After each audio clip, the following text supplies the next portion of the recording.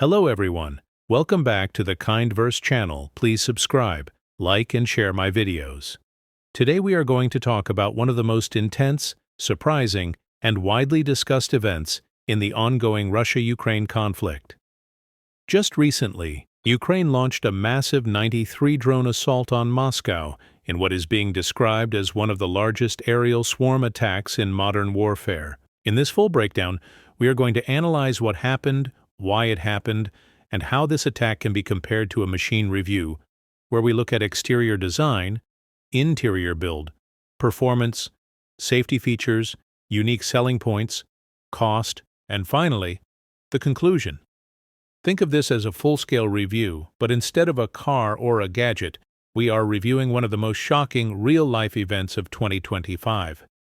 To begin with, let's first look at the exterior of this entire event, the way it appeared to the outside world. Imagine waking up in Moscow to the sound of sirens, anti-air defense systems activating, and explosions lighting up the night sky.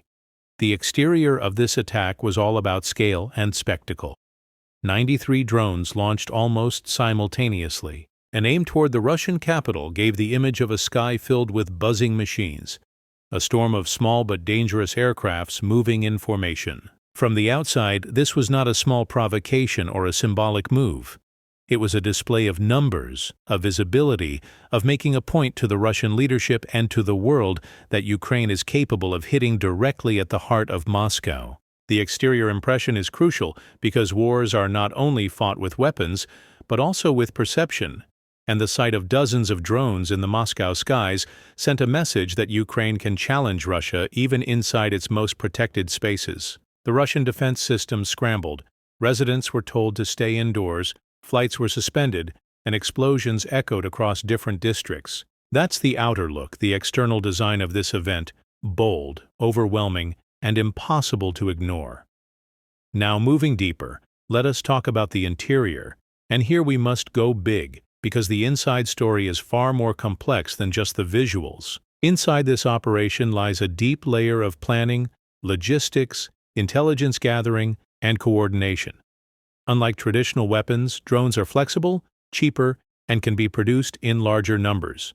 The interior of this assault shows Ukraine's evolving strategy of asymmetric warfare. Instead of matching Russia tank for tank, jet for jet, Ukraine is relying on smart interior engineering of its military tactics.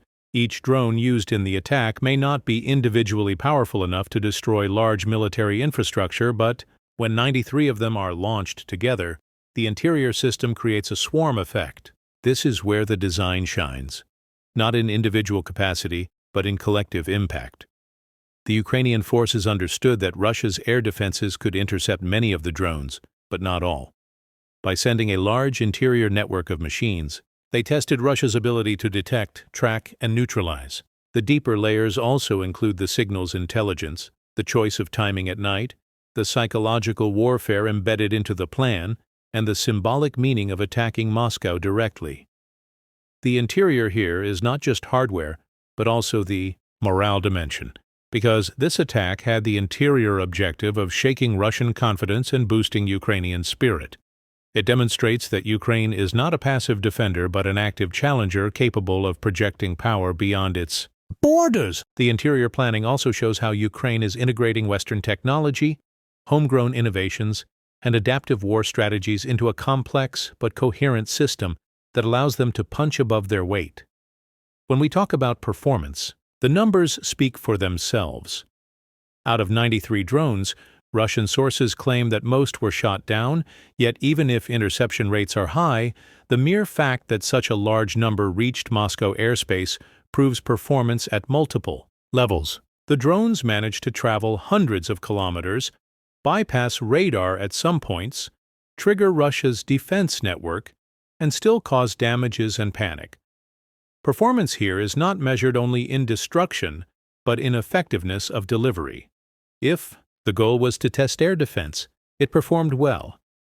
If the goal was to send a warning, it performed excellently. If the goal was to push Moscow into a defensive mode, again, performance was high. Ukraine is treating drones the way modern militaries treat missiles. but with the advantage that drones can be produced cheaper and in larger numbers. Performance also includes the adaptability of drones in swarming, in confusing radar, in creating decoys, and in targeting multiple spots at once. Russia's defense system is among the most advanced in the world. But even so, the performance of this drone strike was such that it forced temporary suspension of normal life in Moscow, creating news headlines around the world. The overall performance evaluation would say this was not a perfect mission in terms of destruction, but it was a highly successful performance in terms of strategy, message, and psychological warfare. Next, we consider safety features, which may sound unusual in a war analysis, but every operation has safety considerations. For Ukraine, safety features include minimizing risk to human pilots by using unmanned aerial vehicles. Instead of sending jets that could be shot down and pilots that could be captured, drones offer a safe alternative. The safety also lies in the fact that many drones are pre-programmed and can operate without constant human control, which means fewer operators are exposed. On the Russian side, safety features came into play in the form of air defense systems, early warning alarms, and civilian evacuation orders. Moscow residents were told to stay away from windows, schools and offices were temporarily closed in affected areas, and shelters were activated. The safety systems were tested, and although not perfect, they reduced potential casualties.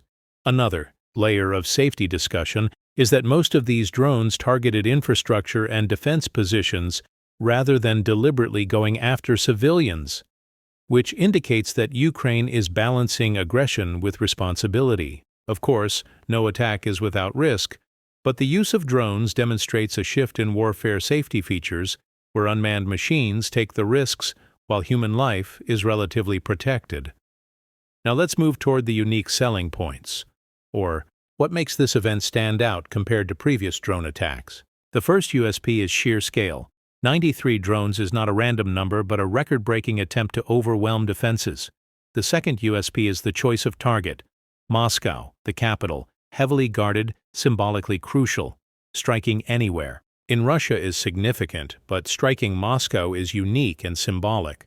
The third USP is psychological effect.